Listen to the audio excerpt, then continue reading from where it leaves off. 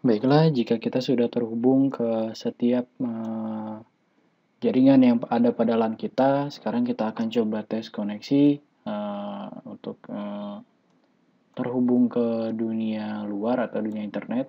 Pertama kita akan coba tes ping dulu ke Encap UPK adapter, apakah dari LAN kita sudah dapat terhubung ke jaringan WAN. Sini saya akan langsung tes ping dari PC4 ke 118.98.222.1.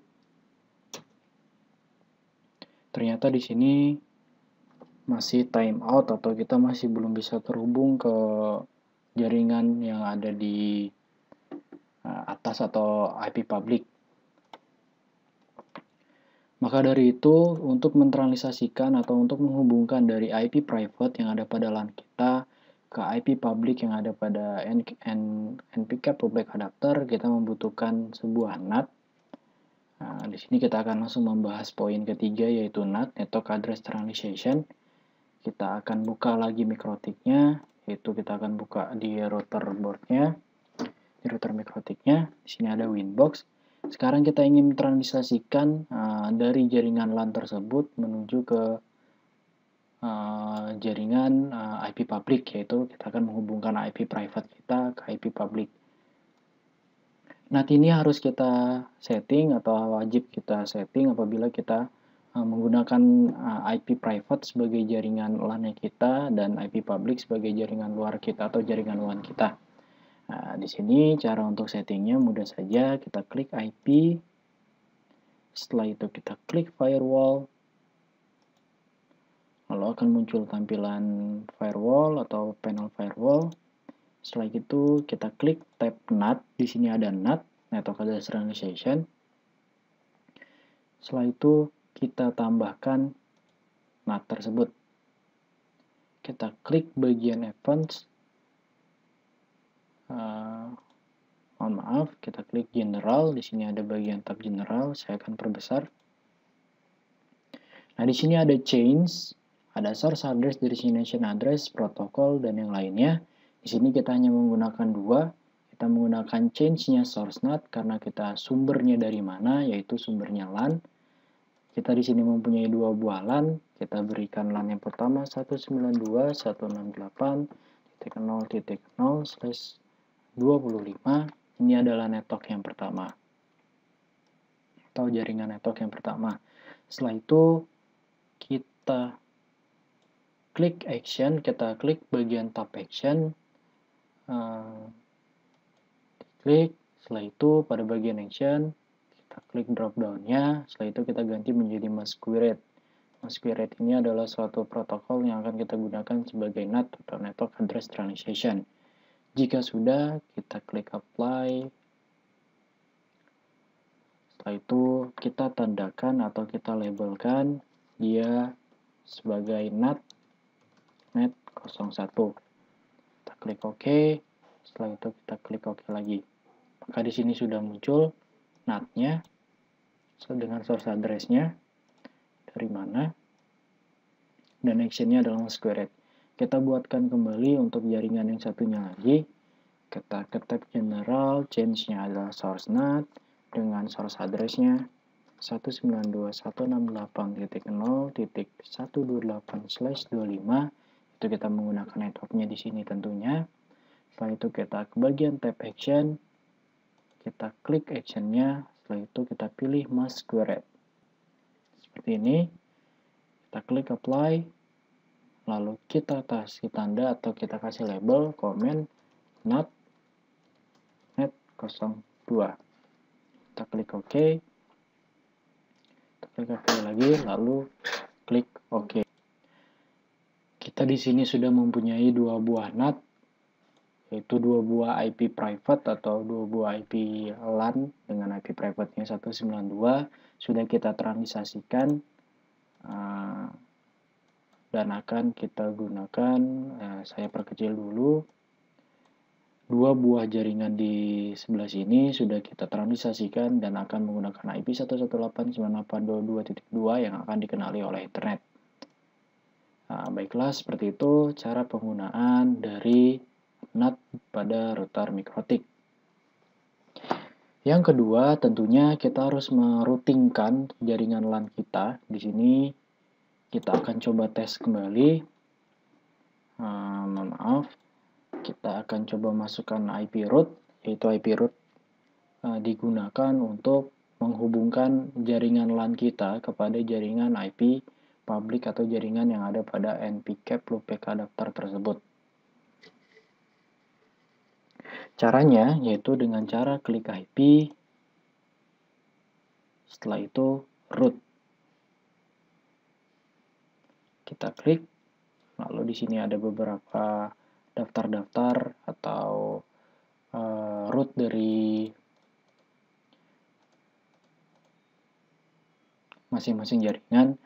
Di sini ada 192.168.128, di sini ada 192.180.0 dengan juga jaringan 118.98.222.0/30.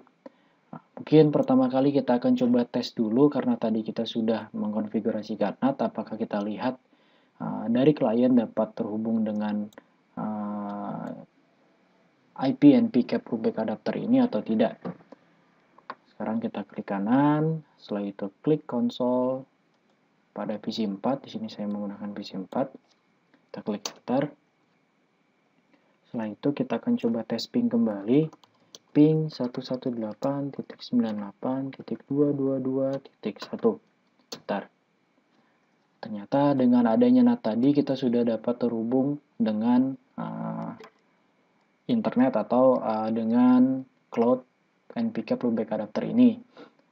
Dengan cara mentransalisasikan tadi dari IP private ke IP public, kita sudah bisa ngeping ke IP public yang ada pada NPCAP loopback adapter.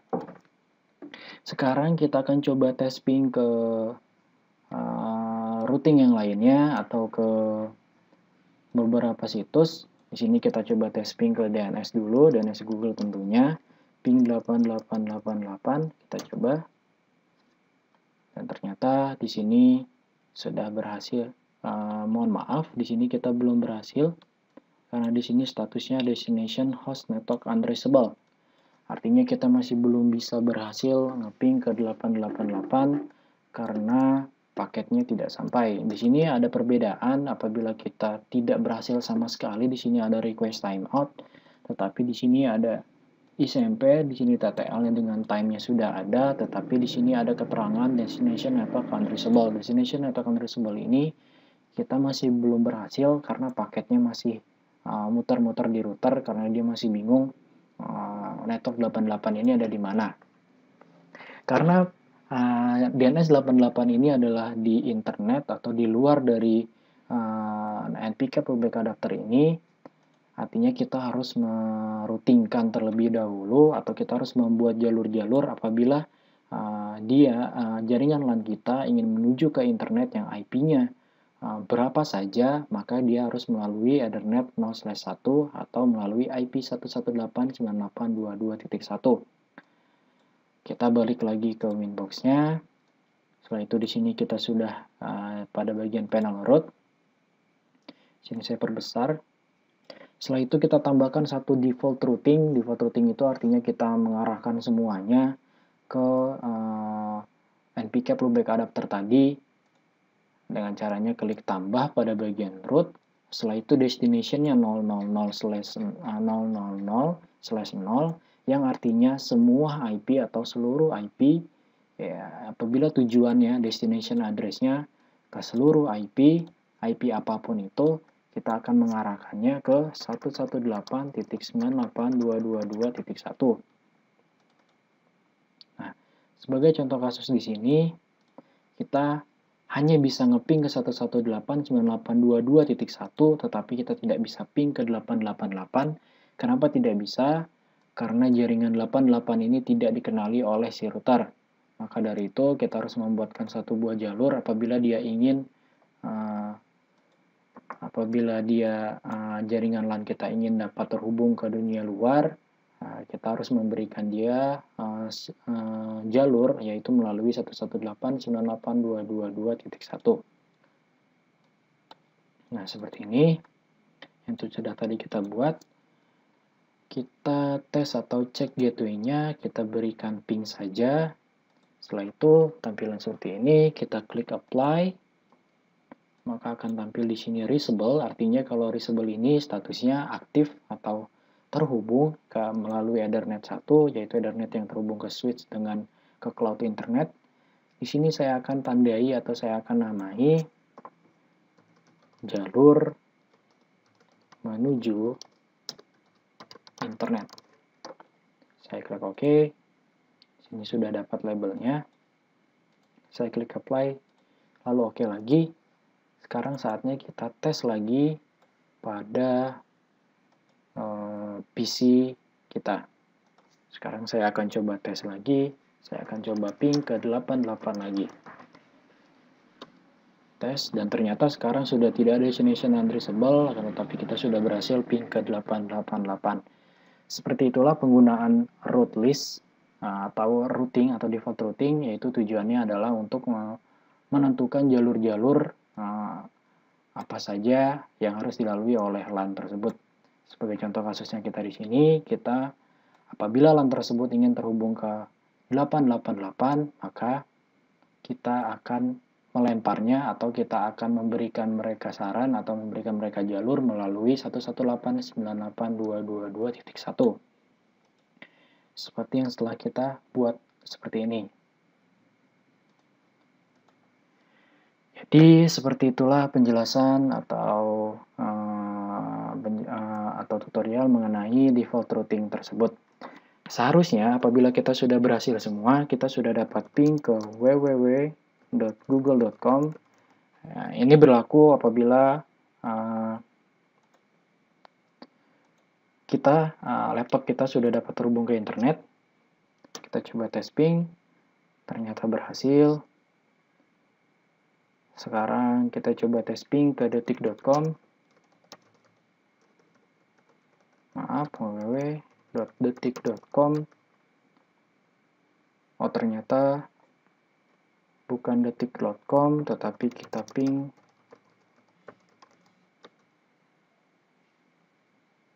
oh, ternyata tidak resolve DNS-nya. Karena DNS tidak dikenali, saya tidak tahu kenapa.